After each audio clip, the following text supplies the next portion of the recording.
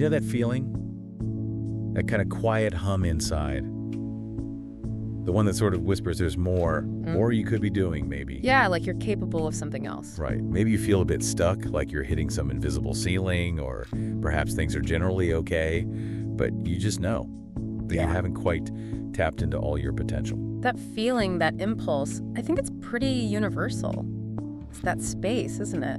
Between where you are now and this compelling future you can imagine. Even if you haven't quite put words to it yet. Exactly. Just wanting something more. Precisely. And today we're doing a deep dive into some source material that really gets into the nuts and bolts of how we bridge that gap. How do you actually make transformation happen? We've got some powerful stuff here, excerpts that peel back the layers on what genuinely drives our behavior. It's from a text focused on unleashing that, that inner power.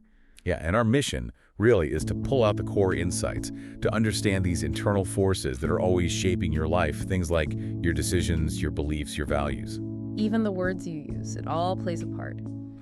And then, the crucial bit, how you can consciously grab the steering wheel and direct these forces. Right, it's about taking those things that feel intangible, that feeling, that dream, that desire, and making them solid, real in your life. And this material, it touches on pretty much everything. Your emotional state, making big decisions. And how that impacts your money, your relationships, even your physical energy, your vitality. It's all connected, all linked by this understanding of what fundamentally moves us as humans. Okay, so let's dive in. The starting point the source lays out is this fundamental idea. Transformation is absolutely possible. Yes, the possibility of profound personal change. It kicks off with this idea that dramatic shifts aren't just, wishful thinking. They're within reach, often faster than we might assume. And there's this really striking personal story the author shares right near the beginning. He paints this picture. He's in a helicopter. Yeah, lifting off after this huge seminar he'd just finished leading. And he feels this just wave of emotion, awe, maybe disbelief. He contrasts it so sharply with where he was just 8 years before that. Right. Struggling, feeling frustrated, alone. Describes himself as fat, broke, and honestly just wondering how he was going to get by. Wow. And the power in that story isn't just, look how different things are now. It's the message he pulls from it. Which is? That you can engineer these dramatic changes, regardless of your background, your formal education, where you're starting from.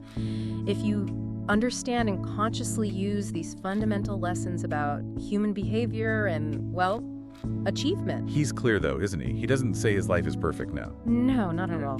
He acknowledges challenges are ongoing, that's part of life, but he really emphasizes that through persistence, through constantly learning, refining things, he's managed to reach these remarkable levels of success, of mastery in the areas he really focused on. So the key takeaway isn't necessarily wanting his specific life, like the helicopter or the seminars. Exactly. It's that the principles he figured out for turning those intangible dreams into something real, those are fundamental.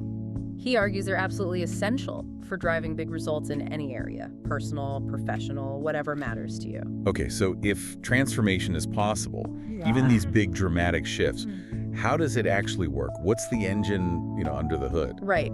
This is where the source introduces a really core mechanism. The idea is that our behavior, how we feel, how we react, it's fundamentally rooted in our physical body, our nervous system. So it's all about these connections, these neural pathways, what he calls neuro-associations. Precisely, neuro-associations. And change, whether you're trying to feel different about something or act differently, it boils down to consciously playing with those connections. So you link intense pain to the old thing you want to stop. Right. And intense pleasure to the new thing you want to start doing. You got it. And this is where, a lot of people hit a wall, because achieving anything really valuable, building a business, fixing a relationship, getting fit, it almost always involves some short-term pain, right? Or discomfort. Always. But the payoff, the long-term pleasure, that's what makes it worthwhile. The source argues you have to be willing to lean into that initial discomfort to earn the long-term reward. And the danger is doing the opposite, focusing only on stopping the immediate pain. Yes, without ever getting to the root cause, or worse, without linking pain to the actual problem behavior. The savings and loan crisis example is pretty stark here. How so? Trying to fix this huge systemic problem by just papering over the immediate pain while actively, maybe unconsciously, nurturing the very behaviors that caused the crisis, focusing short term. That makes sense. It also brings up this interesting point about how we condition each other, sometimes like totally unintentionally and negatively. Oh, definitely. The anecdote about the daughter and her ex-boyfriend, perfect illustration. Remind me. He wanted her to call him more often. Okay, reasonable enough, but what did he do when she actually called? Ah, right. He badgered her, criticized her. Exactly. He linked pain to the very thing he wanted her to do more of. Talk about counterproductive conditioning. He was basically reinforcing her not calling. Wow. Yeah, this textbook self-sabotage. Yeah. So the real power comes when you realize you can take conscious control of this whole process. That's the shift. You're not just stuck with whatever associations you picked up unconsciously or were conditioned into by others. You can override that old programming through conscious decisions. Which leads us perfectly into the nature of decision itself. This source makes a big distinction here between just like a casual preference or something on your wish list. And a real decision. A real decision. A real decision, it says, isn't just saying, oh, I'd like to lose some weight someday. It's deeper, more committed. Much deeper. Yep. The source digs into the word's origin, the etymology. Yeah. Decision comes from Latin. De, meaning from, and cadir, meaning to cut. To cut from. To cut off. It literally means cutting yourself off from any other possibility. Committing completely unequivocally to one specific outcome. No plan B. That's powerful. There's that Goethe quote mentioned too, right? Yeah. The moment one definitely commits oneself, then providence moves too. It suggests that when you make that truly congruent, fully committed decision, something shifts. It unleashes this unique force, aligns things in a way that just wishing never does. Okay, so why do so many of us get stuck in the wishing phase then? Yeah. Instead of really deciding? Well, the source points to a couple of main roadblocks. One is maybe people just don't fully grasp the incredible power that a truly committed decision actually holds. What? Or, and this is probably more common, they're just paralyzed by the fear of making the wrong decision, getting it wrong. The fear of messing up. Which actually brings us to another really interesting, maybe counterintuitive idea in the material. The hidden value in bad judgment. Exactly. That one. Tell us about that. Okay, so it sounds weird at first, right? But the argument goes like this. Success often comes from good judgment. Makes sense. Good judgment usually comes from experience. Okay. And where does a lot of valuable experience come from? Uh-oh. Bad judgment. Bingo! From making mistakes. From things not working out. So the experiences we label as bad or painful mistakes, they might actually be the most important ones. Sometimes, yeah. Because failing forces you to stop, to think, to really analyze what went wrong. And that process, that reflection, that's where you gain new distinctions, new insights you just wouldn't get if everything always went perfectly smoothly. The author's own story about his business partner seems like a prime example. Absolutely. Choosing that partner without enough, let's say, due diligence, that was a poor decision. And it led to significant pain, hundreds of thousands in debt, misappropriated funds, a real mess. Ouch. But, as the source explains, learning from that very specific, very painful experience, that's what gave him the critical distinctions, the deep understanding of human motivation, of behavior. That actually became the foundation for his core work, like Neuro-Associative Conditioning and Destiny Technologies. So it was like a necessary bad judgment that ultimately led to invaluable experience, and then good judgment. Precisely. So the message isn't, go out and intentionally make bad decisions. Right. But rather, reframe the ones you do make that don't pan out. Don't see them as proof you're inadequate. See them as crucial data points. Feedback on the path to better judgment. The source even suggests that really successful people aren't necessarily the ones who avoid mistakes. But maybe the ones who've made more poor decisions. But crucially, they learned from them faster and acted on those learnings quicker. Okay, that's a perspective shift. Moving on from conscious decisions and the pain-pleasure thing, the source then dives into these, invisible forces shaping us. Right. Beliefs, values, and rules. These are running the show behind the scenes, author. The silent architects. There's that Machado quote reference. Under all that we think lives all we believe. Something like that. Exactly. Our belief systems are the bedrock, often operating way below our conscious radar. And generalizations. They're useful, right? To simplify things. Sure. Our brains need them. But they can easily morph into limiting beliefs. You fail a couple of times at something. And suddenly you believe, I'm just incompetent at this. Or a few setbacks, and the belief becomes, see, I always mess things up. And these big generalizations are often built on surprisingly few actual experiences or references, as the source calls them. And what's really wild is the point about references. Yeah. That our brain doesn't always distinguish between a real memory and something we just vividly imagined. Yeah, if there's enough emotional intensity, enough repetition, a vividly imagined scenario can feel just as real, neurologically speaking, and can solidify a belief just as strongly as an actual event. That leads into that incredibly powerful story about the two sons. Oh, the one with the alcoholic, addicted father, yes? One son ends up in prison, basically following his dad's path. The other, happy, successful, good life. Right, and when asked independently why their lives turned out the way they did, They both gave the exact same answer. what else could I have become, having grown up with a father like that? Wow. Just wow. Same reference point, the same father, but completely opposite interpretations of what that meant for their future. One saw it as destiny sealed, the other saw it as a warning, a motivation to choose differently. It just powerfully shows how our beliefs about our circumstances, often more than the circumstances themselves, shape our path. Absolutely profound. Okay, so after beliefs, there are values. Values. The source calls these your fundamental personal compass, what you deem most important in life. And living in line with them brings peace, Inner strength, coherence, yeah. Well, not knowing your values, or worse, acting against them. That's a major source of frustration, internal conflict. You feel out of whack.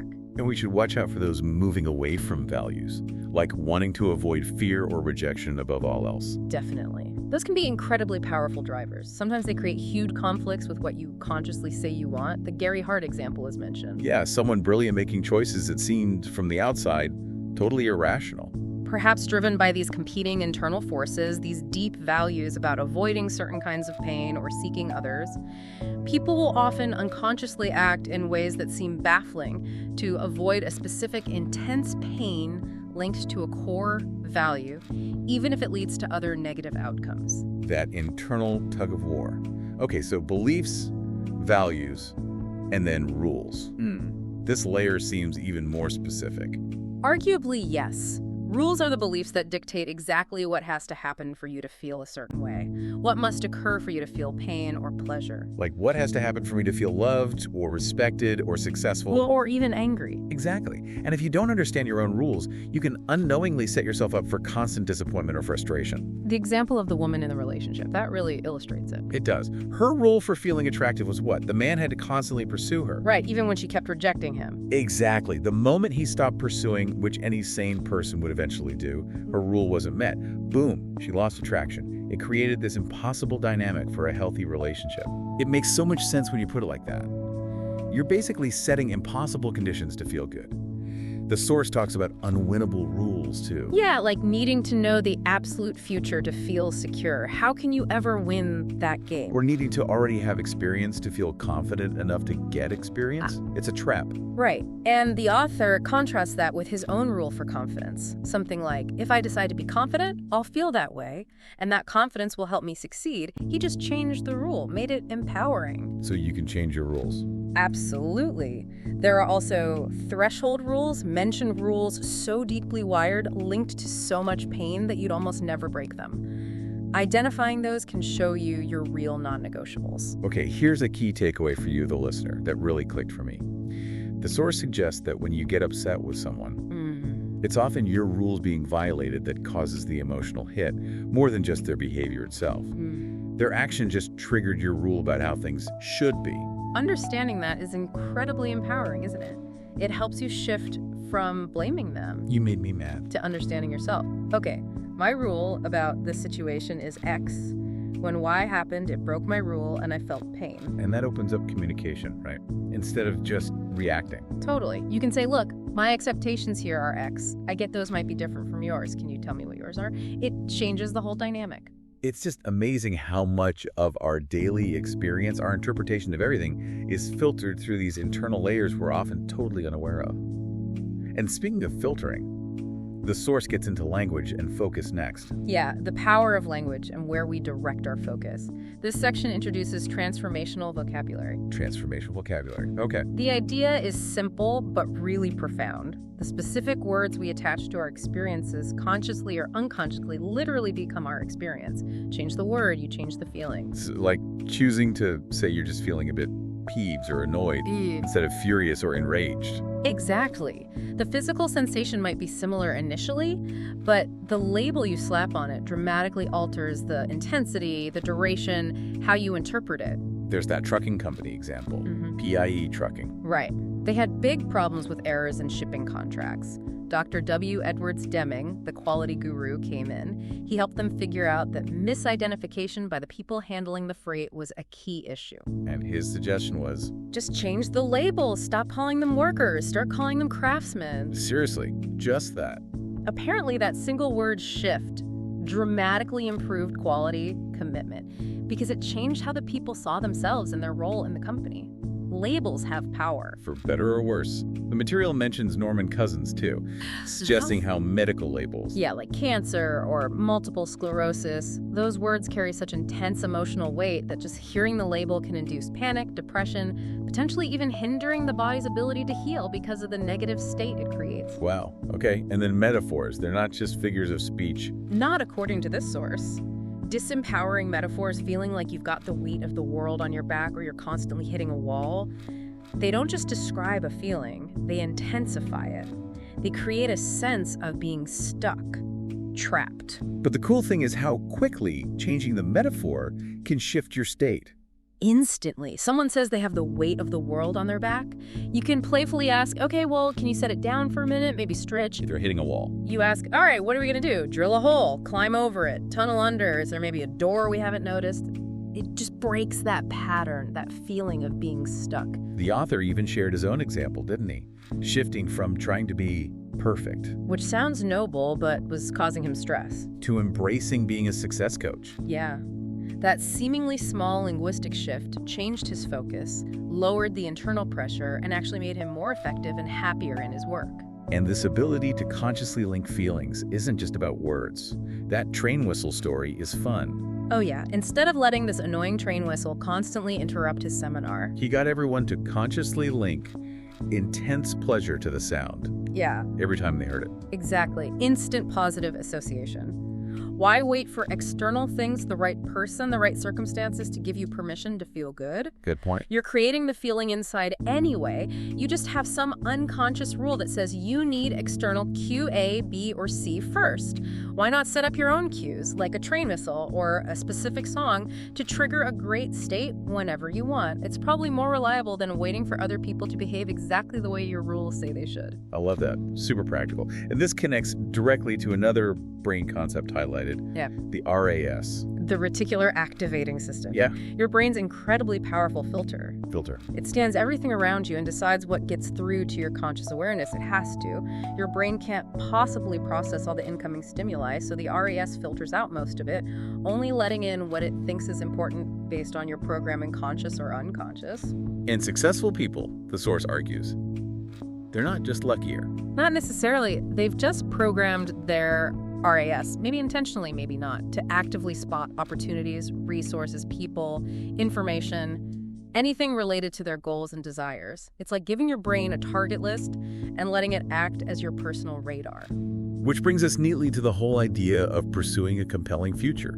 The Force points out this trap so many people fall into. Focusing just on making a living, survival mode. Exactly. Instead of consciously designing a life, it's like planting weeds, just survival goals, instead of planting the seeds of bigger, empowering, growth-oriented goals in their minds. And that's where the concept of a magnificent obsession comes in. A magnificent obsession. I like the sound of that. It's not just any goal. It's a vision so big, so compelling, it literally pulls you forward. It challenges you way beyond your current limits, and in doing so, reveals potential you never knew you had.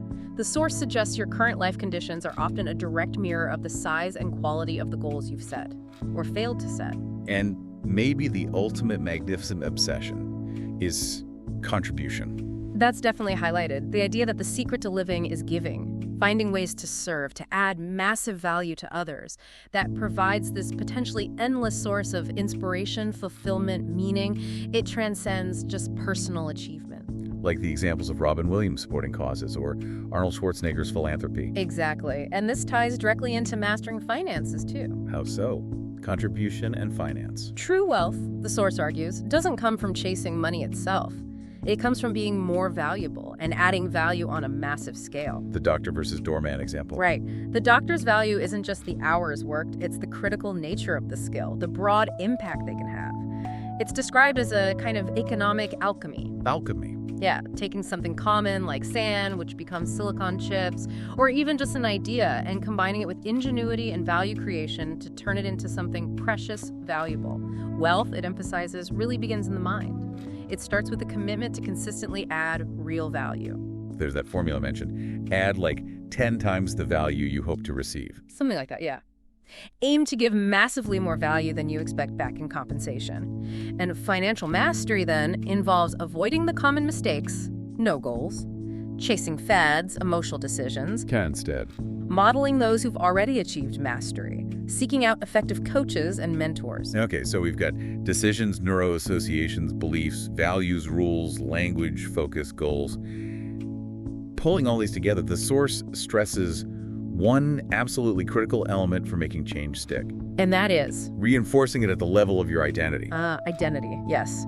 Your identity isn't just some label you wear. It's defined as the collection of decisions you've made about who you fundamentally are.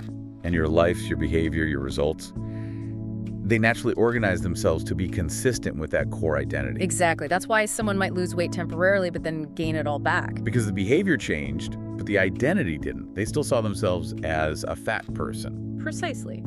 Lasting transformation, especially overcoming something major like an addiction, requires shifting that core conviction from I am a drug addict to maybe I am a health nut or I am living proof that no problem is permanent. A fundamental shift in who you believe you are. So an identity crisis, like the classic midlife crisis, it's not really about age. Not necessarily. It's often the pain that erupts when your current life, your actions become fundamentally inconsistent with who you believe you are or who you feel you should be now.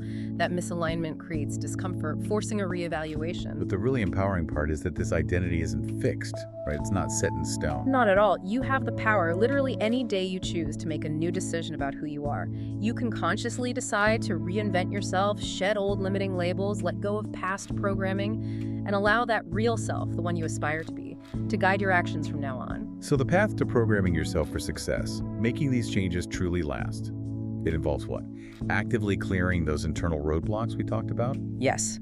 Committing to incredibly high standards for yourself, reinforcing those new neural pathways through repetition, and crucially, intense positive emotion. Really vividly imagining your goals already achieved. Using all your senses, seeing it, hearing it, feeling it. VAK, visual, auditory, kinesthetic. Yes.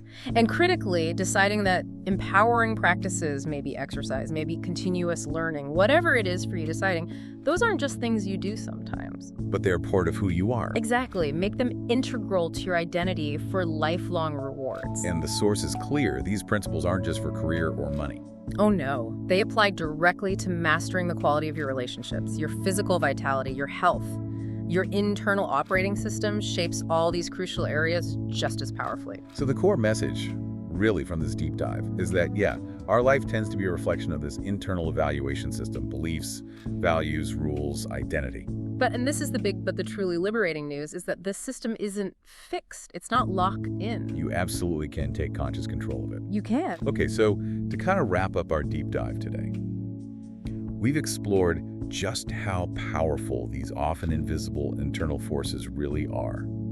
How our decisions, the way we unconsciously wire up pain and pleasure, our deepest beliefs, our values, those personal rules, even the words we choose, and the identity we hold. How all that is constantly constructing our reality, moment by moment, often totally under the radar. But as we've seen throughout this discussion, this isn't just, interesting theory. These are the actual mechanics. These are the levers you can learn to pull. First, just to understand yourself better and maybe understand the people around you a bit more too. And second, and this is the really exciting part, to consciously, deliberately engineer the results you want, to actually build the life you truly desire. Yeah. So here's a final thought to leave you with.